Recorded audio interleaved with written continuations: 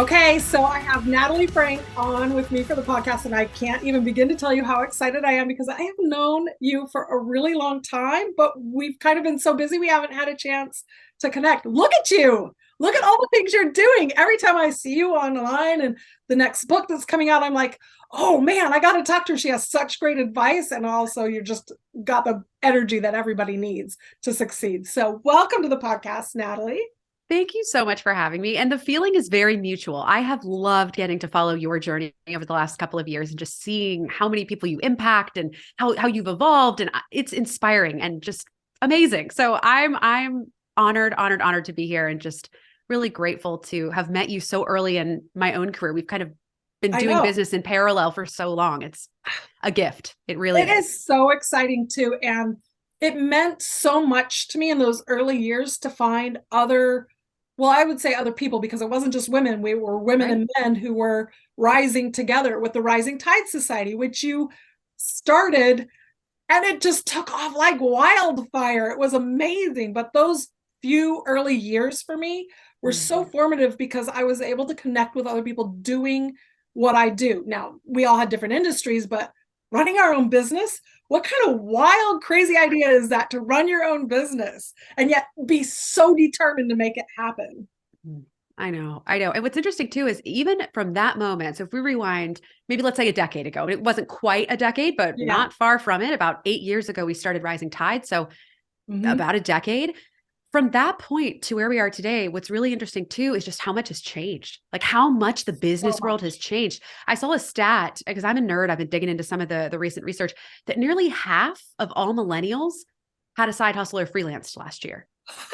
Nearly half. And I remember very vividly when I was starting my creative business a decade ago, I mean, people thought I was out of my mind. Like people couldn't believe that, I would take such a risk, that I was doing this thing. It was so off the beaten path. It was so kind of like in this fringe world, being a small business owner and entrepreneur in the eyes of so many folks that, I grew up with, that I knew, even within my own family. They're all, my mom's a nurse practitioner. My dad's a nuclear engineer. Grandfather was literally a rocket scientist. They're like these very traditional jobs, and the idea of like job security being of the utmost importance. And here I was, going, I'm going to be a photographer. That's what I'm going to do. And, now though, it's amazing to see how the way we work is shifting, how the future of work is looking more and more independent. It's an exciting time to be around, but I'm also very grateful that this rising generation has women like you in it, and so many others who have done this now for a decade plus, have built the business, are educating, are empowering, because it's raising the tide. It's doing the very thing that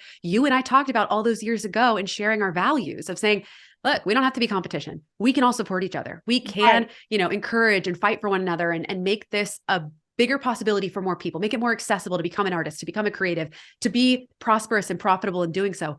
We can work towards that together. And here we are a decade later with a lot of work still to do. And that's why you and I do what we do every day. Right. And yet the progress made, it's worth celebrating as we kick off this conversation, because, it's context that matters.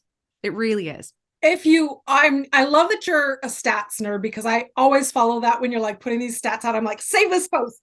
This is proof in the pudding. But like, I think even Z generation or Zoomers, whatever we want to call them, are like, do I ever have to work a normal job? My kids say that to me. Now, my kids are old enough now that they're entering the workforce, and they're like, it just doesn't make sense to work for other people and help them build their business. And it's like such a huge shift in how we see the world. And I know that our lockdowns with COVID and everything accelerated that, but I am like so excited for it, because capitalism on this level, on the entrepreneurial level, on the individual level, it's magnificent. And then look at what you started. What I love about Rising Tide, the message from the very beginning was, we can all do this together. There's enough for all of us, and we're going to help each other get there. And that's why going in person to the Rising Tide meetings was so important, because it was never a competition. It was like, how can I help you? How can I help you? And then I continue to have these relationships with people that I met at that time that support like a really healthy mindset around it.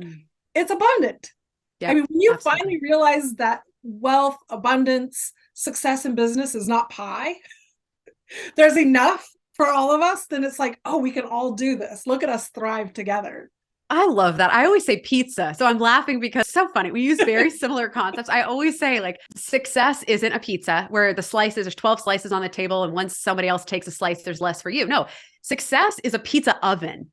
Yeah. Like success is a pizza oven that's pumping out an infinite number of pizzas of all different kinds. You've got vegetable, you've got meat lovers, you've got like, there's enough for all of us. But also the thing that makes pizza so great is that you can truly make it your own, and the uniqueness of each pie, right? Like it's the same way as the uniqueness of each creator, creative, business owner, idea. I look at even at downtown Annapolis, how many coffee shops we have in walking distance. Cause I live in Eastport. It's about, I walk over this morning, I walked over the little Eastport Bridge, came down and grabbed coffee at Rise Up, which is an independently owned, they have a couple different locations around Maryland, independently owned coffee shop. I know. And to interrupt, I watched you do your research properly.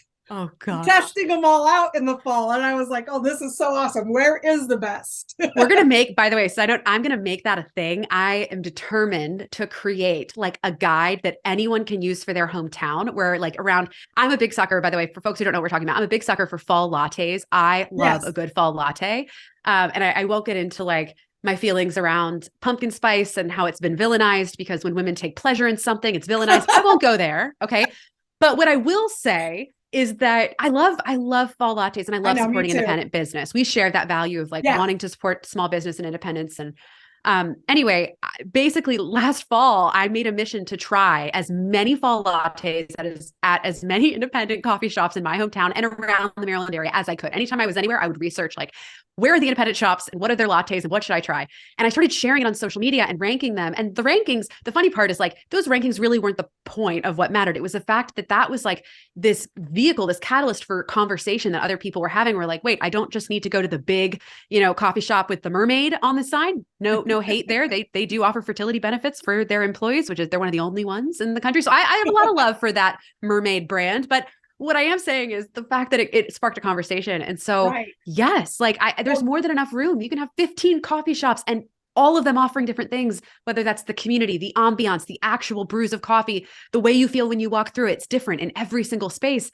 And yet they're always packed and yet they keep popping up.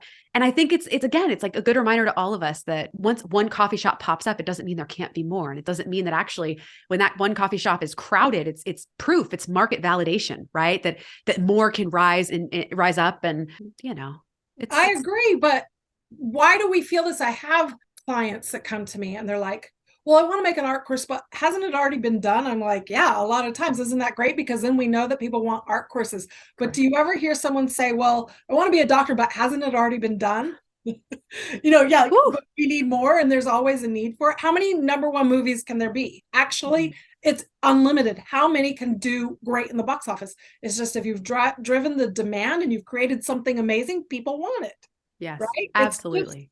There isn't, and even like you think about how many trainers there are for diet and physical fitness, it's still like it's a massive industry, but people want it and need it. So when we limit ourselves to say it's already been done, so I can't do it, then you're like really cutting yourself out of possibility. I always say it hasn't been done by you. That's and I think that's the gold because and I'll give a little bit of a vulnerable example. So I've always been, a mid-sized girl, always have, size 10, 12, 14 throughout my life, whether I'm giving birth or like right now I'm on a downswing and a health journey, but that's my reality is I always say I'm like Marilyn Monroe. The woman would own everything in 2 to 3 sizes, literally between a 12 and an 8. That was her. So I'm always like, I'm always somewhere 14 to 8. You never know where I'm going to fall. And I love my body at all sizes, but I really struggled with seeing other people that looked like me wearing clothes and styling outfits and feeling confident in their own skin on platforms like Instagram, for example, where I felt like everything was very cookie cutter for a very long time. And I never saw a content creator where I would look and go, whoa, she has my body type. She's got the lower belly pooch and she's got the hips. And like, I never felt like I saw anybody like that. And then one day when the pandemic was really kicking my booty, I joined TikTok and I finally bit the bullet. I jumped on TikTok and all of a sudden I started to uncover this entire world of mid-sized content creation that I had never found before. It probably did exist on Instagram, but it just never crossed my path. I had never seen it. And all of a sudden I start to uncover these creators that do look more like me. They do wear the same size as I do. They're styling themselves in a way that I can look at and go, whoa, I love how that looks on her. And it would look similar on me, where, we share some similar attributes. And to tell you that I can imagine how many of those creators would say something along the lines of like either one, oh, it's already been done a million times. What's the point? Right. To becoming a creator and sharing what I look like in outfits and sharing what I'm doing, or even to say, I don't fit the mold. I'm not enough. That's Because and isn't that a big one though, that I know I've struggled with too, where you look at what other people are doing. Yes. Even as an artist now, with all the experience you have and all the things you've done, or as an educator, somebody's doing it better. Somebody's fitting the world's definition of success a little bit better than I am today. Or because again, I like putting that part out there. That's important. It's not success, by the way, right? Like when I say that, I'm saying the world has its definitions and we're fighting oftentimes against those definitions. For sure. But nonetheless, am I enough? And every time you take that next move, that imposter syndrome comes up and I'm like, well, I don't look like all these other great business coaches and teachers. And, I'm middle-aged and definitely I'm in that mid-size range, kind of pushing it. Thank you for like the last couple of years. Then you do have to stop and say like, I am drawn to someone who looks like me. Correct. And that means that if I don't put my voice out there, if I don't show up as who I am right now, then someone else is missing out on that opportunity to connect with who I am. And they may relate better to my story, seeing that someone who raised her kids, was an artist, was struggling, figured out how to make a business work, run online courses, and now coaching. Like, I want other people to see that it's available for all of us. Yes. And I love that you found that. I think I'm a little scared to go on TikTok because I'm afraid that it's the hole I will never come out of. But it is rewarding when you see a bigger picture of what life really is. It's not all just like, I'm not even going to name names, but those proper business gurus that you're like, this is us now in our authentic self. And that's what makes it a difference. That's why I named my business Made Remarkable, because we don't have to become anything. We already are. We just need to unveil all of it and be whole, who we are. I love that so much. I love the word remarkable. I think there's so much power in that word, and just embracing that you are remarkable. Going back to what we were talking about kind of right at the kickoff here about saturated markets and, imposter syndrome and how can I do this? And it's never been done by you, and leaning into that. I also think something that's really helped me on my own journey, and maybe it will benefit somebody else out there, listening to this, is recognizing that when you make the decision not to show up because of any of the reasons that we've talked about, you're not just holding yourself back from a career or success perspective. You're robbing the world of the impact that only you can make. You are literally robbing somebody else of the opportunity to be transformed by what you do. And it's not just about you. And for some reason, for me, like, I have no problem denying myself.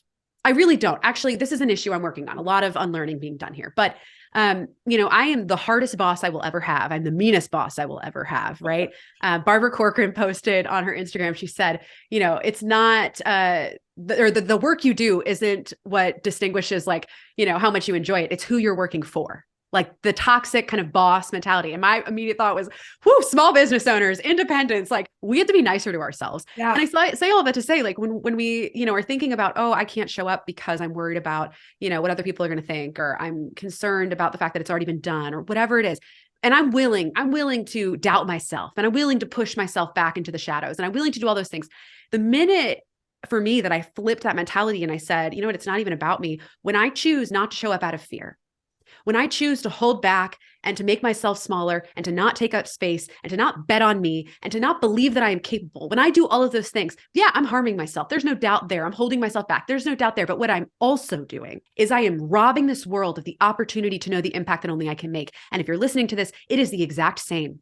Yeah. When you choose not to show up, you are robbing the world of how remarkable you are inherently right now, today. Inherently. Correct. That's the part that I like, when I really stumbled upon that exact, like, I don't know what it was. It was almost an out-of-body experience, but it was like, oh, I get it. So it's not, you see predatory types of businesses out there. You have all of these big launches and whatnot. And you're like, is it even morally right? Am I even worthy of doing it? Do I even know enough? Right. And then it was that exact thing that I just had to embody and think, how many stories have I heard of people who came to me and said, taking an art course saved their life. Mm. How many times have I heard someone say that it just brought them? I had someone literally come and write to me and said that she had a traumatic brain injury, and that finding my course at the time she did helped her heal and relearn art again. And it's like, okay, so had I said I'm not good enough, I don't know enough yet, what would have happened? And it was somehow in the way I communicated that art to her that it connected. And each person who has that gift, whether it's photography, in your case, it was wedding portraitures, like how many people needed your eye to make their day feel special? Those moments, people walk away connected forever. So when we get stuck in the lack mindset, we're forgetting that the abundance is much greater than just what it is for you and yours. It is for what is for everybody. And that message is like a radical shift, I think, that we're starting to see come out more in the last couple of years, which makes entrepreneurship more wholesome. I don't know how else. It's like it's a huge shift in mindset. I feel a better synergy amongst the people. Like when we're connecting like this, it's almost like, I don't know, it warms my heart. Needless to say, what I want to talk about is, I mean, you're like the biggest champion of small business. And I love that. Like you have been from the very beginning. Your work with Rising Tide Society, you ended up connecting with HoneyBook and you work with them. Tell us a little bit about that. And then your journey into, because you're not doing photography anymore, correct? No, I'm not. Because now you're the champion of the small business. But let's talk about transitioning with HoneyBook and kind of that journey, and also your published books in the new one that's coming out. Absolutely. So, a lot of the mindset stuff that we're talking about was something that I had to learn the hard way. And that's ultimately what led me to co-founding Rising Tide. And Rising Tide, it is a community of independent business owners that gather and share a mindset of community over competition. We started that back in 2015. And then within a couple of months realized that we wanted to continue supporting and growing the community. And so a little context that's pretty important is that, meetups were free, completely free to attend. You didn't have to pay anything. And that was kind of like a novel concept at the time because a lot of events were paid masterminds or conferences or things like that. And so it was kind of this very grassroots movement to make community more accessible for business owners. And so HoneyBook came into the picture as a partner, and then ultimately through acquisition of Rising Tide to really support and kind of nurture the community so that we could keep growing it and I could transition into running it. Because again, co-founded it as a photographer that was lonely, and now it's taking off. And suddenly my little side hustle is becoming a very intensive full-time global phenomenon. Job. Let's just say a global phenomenon. At our peak, I think we had over 450 groups around the world that were meeting every month. And so, yes, like it grew and it really served, especially in those early days, just such a need that so many of us had for community, for finding people that would support us in our journey.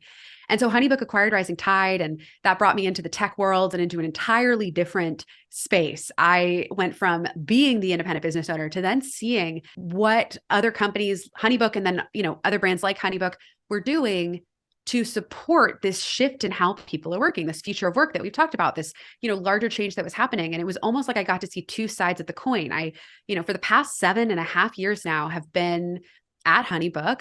My role now, I'm chief evangelist, which is just a fancy way of saying that I'm an advocate and a champion for our community. I have one foot in the independent business world. I am watching what's happening. I am paying attention to the needs of the community on multiple different levels.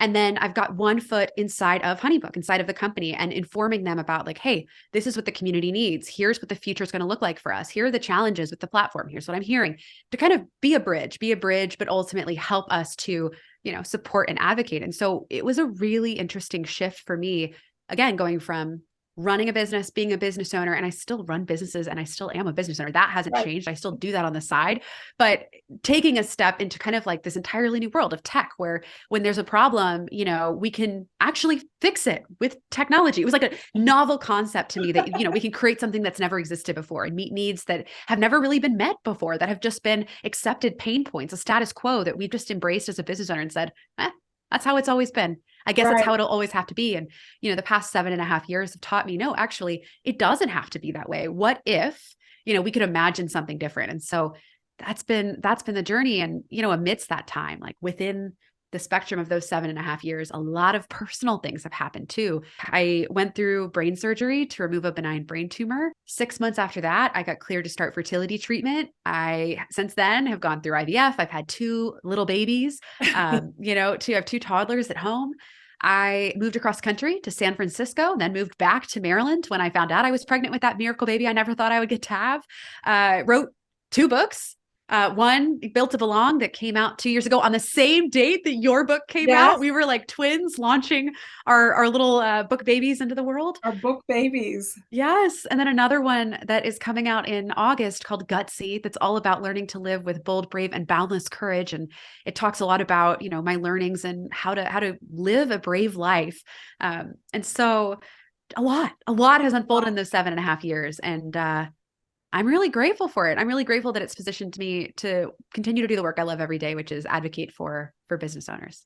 Yes. And working with HoneyBook, their primary customer is the small business, the entrepreneur, the solopreneur, so that they can run their business better. So I love that you're still seeing both sides of the story, so that the one thing that we need as we run our businesses, besides making it profitable, is to do it with a little more ease, because it isn't easy. It isn't easy to do. Most of us do it alone or with a very small support staff. And so figuring out how to do this without having to work 80 hours a week, because we ditched the 9 to 5 to only end up from wake up till sleep, like it's all day, every day. So if there's a way that we can transition into doing it better and with more ease, then that makes sense.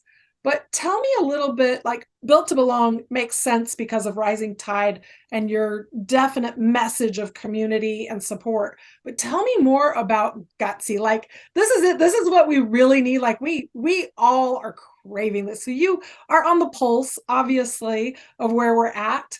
Tell me more about it. And I can't wait to read it.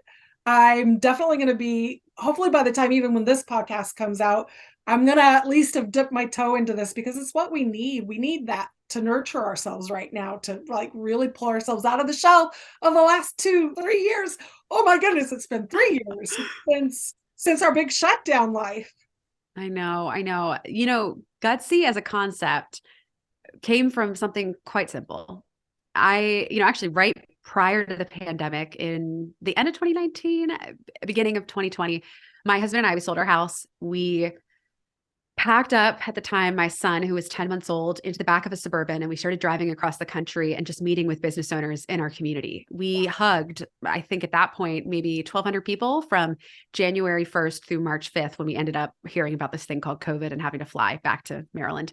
But in that, 2.5 month time span, we hugged over 1,000 business owners, talked to them, listened to their pains, just really immersed ourselves in what they were thinking, what they were feeling. And I realized something in all of those conversations. And that was the fact that one of the things that holds all of us back is this fear of what other people think of us, this fear of being judged, this fear of, what are people going to think if I do the thing? What are people going to think if I market myself too loudly? What are people going to think if I launch the new course, or if I pivot in my career, or if I go full time into being an artist? What are people going to think?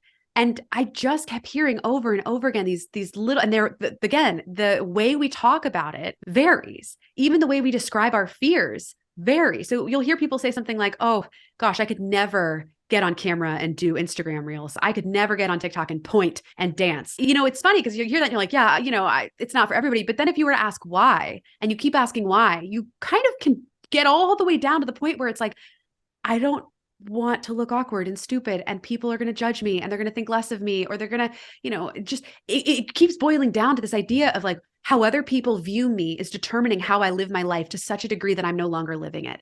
And I was hearing it over and over in coded language and in different ways from so many different business owners that I realized, when we think about what holds us back, or we think about why we haven't achieved a goal at the end of our life, we often associate it with failure. We'll think, well, somebody failed. But I realized people weren't even trying in the first place, that it wasn't failure that was keeping them from living the life that they wanted to live. It was these fears that kept them from even getting started, from even doing the thing that they had placed on their heart, that they felt called to do, that they were remarkably made and created to go out and do.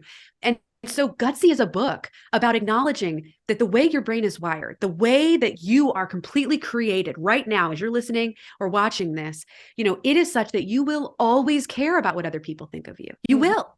We're social creatures, and the way people view us, it does matter. That's how I kick off the book. The book is like, if anyone's ever told you to stop caring about what other people think, well, it sounds great in theory, but that's not actually how your brain works. Let's talk about it. And then let's talk about how we're going to live with this bold courage anyway, how we're going to move forward anyway. And so Gutsy is a book that acknowledges it's a feature, not a bug.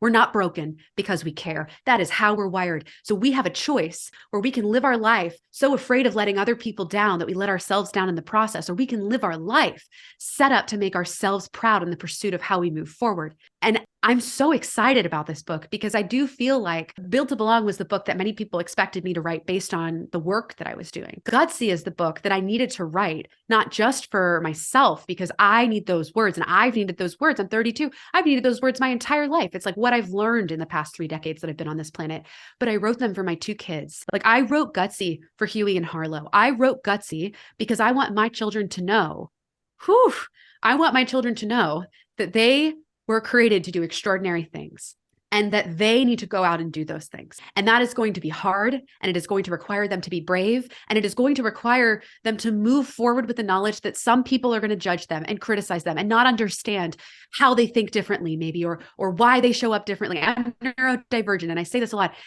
I can be really awkward when we interact. I don't make eye contact all the time. I have ADHD. I'm quirky and shy, and sometimes I am outgoing, and then the next day I'm a wallflower. I don't know how I'm going to feel any given day, but I do know that if I stop showing up because I'm afraid that people will think I'm not enough, afraid that people will judge me, then I never would have done a single thing that I've gone on to do. And I look at all the lives that have been impacted by the ripple effects of a single decision in my own life. And I can only imagine for my kids, like I don't want them to spend their entire lives trying to play it safe or play by a rule book that they think society has written for them. I want them to go out and use their unique gifts and talents in exactly the way that they can to change the world. And I think, for each of us, it's learning that, whether we are, children or in our 20s or in our 80s, it's never too late to stop worrying about what other people think and to start caring immensely about your own opinion of yourself, right? And stepping forward with that bold, brave, and boundless courage. I love it so much. And try not to even get emotional through that, because that's really intense. Because I don't know, I'm sure everyone who's listening right now feels that so much. Like, how many times have I held myself back? How many times have I been, like you said, my worst critic? Like, yes.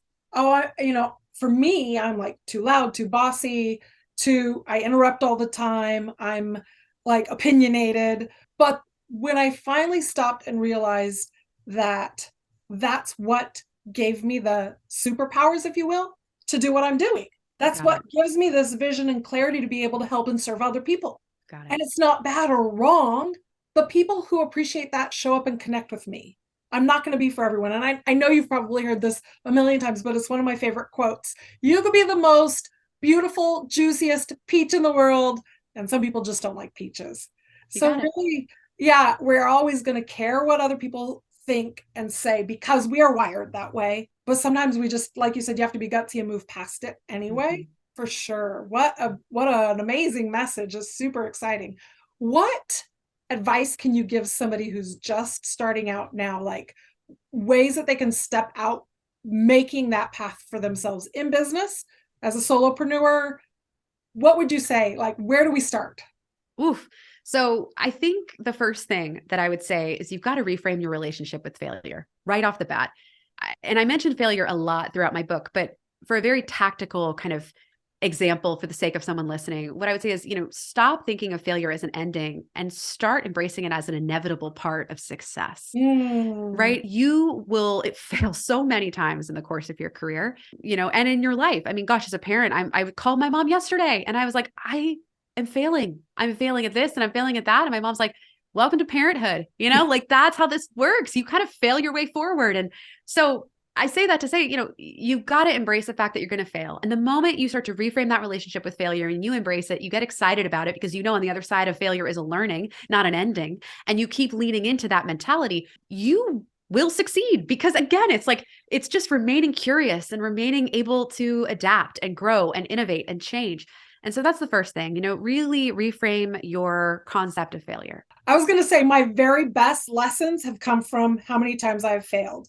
Yep. More so than my successes. Yep. But once you get used to it, it's not so painful. You realize you can bounce back. So Yes. I love that. Failure, first and foremost, just set out to fail. Set out to fail. Bounce right back. Yes, actually, that's a great segue. I'll save my second point for my third point, and then I'll switch things around a bit, because when you actually embrace the fact that you're going to fail, what you do in reframing that relationship is you start to allow yourself to play. And play serves such a powerful function for us as human beings. It's not, something that we should leave behind in childhood. When we play, we actually change our brain chemistry. We are able to open up our mind to multiple possibilities. We're able to, improvise and dream beyond kind of the limitations that we've placed upon ourselves. If you think about how kids play, for example, or think of any animal, like the lion cub. When a lion cub is playing with another lion cub, right? They're taking turns pouncing on each other. They're taking turns. One's a leader, one's a follower, one's winning, one's losing. They're experimenting with their skill sets, and they're carving out kind of an understanding of who they are. As adults, we've kind of reached a point where we feel like we've been pigeonholed into who we're supposed to be at this point. We think, well, this is who I am. These are the labels I've placed upon myself, or these are the labels other people have placed upon me and how they view me. Play is the moment you shatter all of that, because once you move into a playful mindset, you can try to be somebody else. You can think about what actors do. If someone who goes into improv class, think of what someone who, that's what creatives do every single day. We imagine something that doesn't exist. We push the bounds. So play allows our brain to reduce the stress hormones, reduce things like cortisol levels, and adrenaline, and actually kind of increase things like endocannabinoids, endo-opioids, like those innate, opioids and cannabinoids that allow us to kind of open our mind and make us more, able to be plastic in our brain, which is enabling our brain to change. All of that to say, like when you're starting a business, you have to incorporate play. You have to find places where you can reduce pressure, reduce that feeling of it's make or break. And if I don't make it, the world is over. You got to get rid of that mentality as often as you can, and instead cultivate spaces where you can fail and it's okay, right? Because there will be parts of a business where failing has a bigger consequence here than it does over here, right? And so if you can cultivate that playful mindset of being willing to make those mistakes in safe spaces, to have personal projects and personal work, to do things that light your soul on fire, that bring you joy, it is going to benefit you over and over and over again. And again, help you combat those kind of learned behaviors around failure. The third and final thing I'll say here as you're getting started in terms of advice, you're going to reframe how you think about failure. You're going to incorporate play every opportunity that you get, and you're going to evaluate the voices that you allow into your life. Yeah. Okay. This is a big one. I've worked in community spaces now for almost a decade, and I can tell you one of the biggest catalysts for success is who you surround yourself with. Truly. Yeah. Actually, I'll go as far as to say, I am willing to bet that I could figure out, this is a hot take. I'm willing to bet that I could figure out whether a business owner is going to succeed or fail by the 10 people that they allow to speak into their life and their business, by what those people are telling them, by how those people are either building them up or tearing them down, those voices that surround them. That determines so much, because the voices that we hear around us often become the voices we absorb and then use within us. If we are hearing things like, you're never going to make anything of yourself, you're not capable. Why? Who do you think you are? Why could you possibly believe that this is going to be successful? Even saying those sentences is so deeply painful. I recoil a little bit. And yet I know that a lot of us have heard that from people in our circles at one point or another, versus the complete reverse of that. I am so proud of you for never giving up. I can't wait to see you publish that book you've talked about. I know you're going to do it. I know you're going to do it. I'm so glad you're taking the leap and trying out creating your first course, because I've loved watching you create art. And honestly, I've never been able to admit it, but I would love to know how you do what you do. Those two extremes on either end of the spectrum will steer your path forward, whether you realize it or not. We listen to the voices that surround us. We base our own opinions on the opinions that are around us. I share so much neuroscience and psychology on this inside of Gutsy, and I did so much research going in. And even, it's some of it came from like political studies that have been done where, basically you think your political opinion is your own. It's not. It's basically it's an amalgamation of the political opinions that surround you, and or have influenced you at one state or another in life, either to bring you closer and draw you in or repel you further and away. But nonetheless, like you kind of, you move based on where other people are surrounding you and the voices you're hearing and what you're consuming. So I say all of that to say, audit the content you're consuming, audit the voices in your circle, audit, what you're allowing into your life as you're becoming a business owner, as you're becoming a parent, as you're becoming a grandparent, as you're becoming whatever it is, whatever season you're entering, because what surrounds you, it really does. It infiltrates, and you have to be willing to care enough about yourself to carve out a support system and a content ecosystem and an educational ecosystem as well, that is conducive of the life you want to live. And that means finding people that will root for you, that will empower you, that will cheer for you. That means filling your feed with content that fuels you instead of tears you down. That means being open to new voices and new ideas and trying to find out, how you can grow and improve, and welcoming that improvement into your world. And so it's not easy to do, but I do think that it's one of the key factors for success. I agree completely. And to even further that, it's finding other people who are doing what you're doing really helps lift you up a lot, which that brings us full circle back to rising tide. Yep. But it's even more than that. Like, as I've wanted to grow, the people that I surround myself that are like, oh, I just want this little thing. I just want just enough money to pay for the supplies. And I'm like, no, let's think bigger possibility. How many people can we affect? How big can I grow my business? Now, not everyone has a determination to be a millionaire entrepreneur. Right. I personally do. I have nothing against the extra money that comes through me to help support my family, my friends, other small businesses. I'm like, more money, make it rain, the more people I can support and help. So I try to find myself surrounded by other people who see the possibility rather than demonizing success, or just even the whole entrepreneur journey, or the safety and the fear that they feel around that. They're like, why not do a safer job? Why not take a safer bet?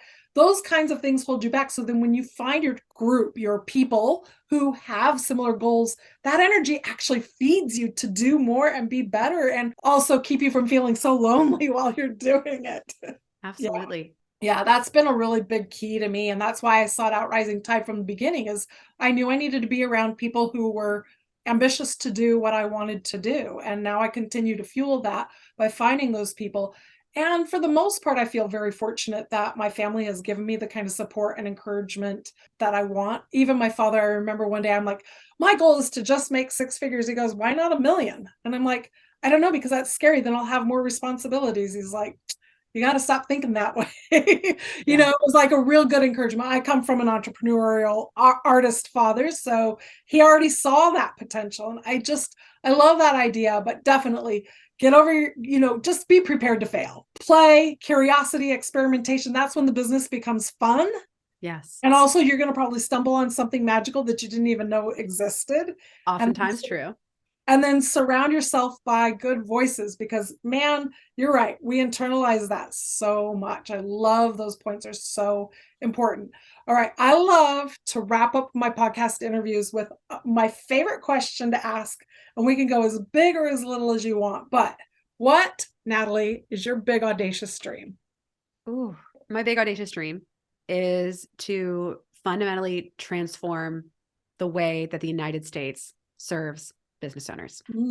And it's a scary big dream. It's a scary big one. But I'm doing everything in my power to be an agent for change. I just believe so fiercely that the more human beings that have the ability to start businesses, that have the opportunity to explore their unique potential in that way, the more the world will be changed for the better, the more that local communities will be changed for the better. And I see entrepreneurship as an engine and vehicle for wealth and wealth generation in really incredible ways. And I know it could do so much good. I see it doing so much good. So over the next couple of years, you will start to see me talk a little bit more on things like parental leave, healthcare, reforming taxes. So it's easier for independents to do their taxes, like these things, right? Not necessarily partisan, but yes, political. And I don't have the answers. But I do know that I'm no longer accepting the status quo and remaining silent when things are frustrating, right? I want to see a world where all of us with our unique ideas on how to solve these problems can come to the table and start to figure out a new way forward, because the system and the infrastructure that we have here in the US is good. It works for some people, but it can be so much better. And it was built for W-2 and corporate work. It was built, you kind of get everything. Yeah, you get everything when you go work for your employer. It was. I mean, yeah, absolutely built for the big corporations and built for like you follow a path and a trajectory, or are encouraged to go and get some sort of job that then covers all of the lifestyle aspects that you need. Everything from retirement to your healthcare to your parental leave is provided not by your business or an opportunity you're not even trained in how to save for your own retirement. I mean, I never took a course in investing or retirements in high school or college, right? But those are the types of things that you just assume will be done for you through an employer. And I just want to see some changes. I want to see some differences made there where, you know, people have this opportunity to create businesses and be equipped to succeed in those businesses. And I think it looks like a lot of advocating on the public sector side and a lot of innovating on the private sector side, and seeing different startups, you know, emerge that are taking on the healthcare challenges that independents face, that are taking on the retirement challenges. Think of Ocho, which was, you know, co-founded by two folks I really love, Jess and Anchor, and both of them came from Teachable. So we're seeing like people who serve the creator economy and the education economy at Teachable have now left, and now they are creating Ocho, which is basically a company that's, you know, helping you to create a single member 401k. Like if you're an independent business owner, now you can have a 401k. So there's innovations happening is what I'm trying to say. And my big audacious goal is I want to fuel them. I want to find them. I want to amplify them for my community so they have access, so they know. And I want to, you know, one day march down to DC and demand more for our community and for independence, and ensure that our voices are heard and that the system also takes care of us in the same way that it has been built to take care of W-2 workers. And that's a wild dream, but I'm doing what I can to fight for it. Oh my goodness. Well, even W-2 workers aren't always taken care of. And no, they're not. We know that. I'm going to see Natalie Franke on the Senate floor talking to Congress one of these days saying, dang it, it's time. We can't let the big corporations get away with not paying taxes while we are saddled with this. Don't even get me started on that one. Don't even get me started on that one. I could go for days. But yes, that's the dream. One day, either I will be there or I will be helping to fuel the future leaders that are. That is my goal. It doesn't have to be me, but I'm going to fight to ensure that those conversations are had, because it's just not fair. It's not fair for the little guy. We got a lot of work to do. You're our biggest advocate right now. And that it's so important. So for everyone who is listening, watching right now, obviously, you're going to go and follow Natalie Franke on Instagram. That's a given. But I'm really excited because I am going to be your very first listener of your own podcast. It may be out by the time this one. I'm not sure when our podcast session is going to launch, but it's coming soon, right? Tell us about your new podcast and then also where to get the book. It is. Yeah. So I'm launching a podcast in April called the Independent Business Podcast, and it is all about the science of self-made success. And so we're digging into just such a wide range of conversations. And if you run a business of any kind, you're going to want to check it out. So the Independent Business Podcast, and then my book, Gutsy, it comes out in August, and you can pre-order it now. It is available for pre-order. So please, please, please pre-order Gutsy. Join me as we launch this book baby at the end of the summer, which is just wild to think about now as I'm still wearing my winter coat. But be a part of the journey, and let's truly transform the way that you approach your life. Let's change the way that you're looking forward into your future with bold, brave, and boundless courage. Kellee, thank you so much for having me on the podcast. Thank you. And we will link every single one of these things in the podcast show notes so you can find Natalie Franke and you can be her new biggest fan and get the support that you need. Thank you so much, Natalie. Thank you so much for having me.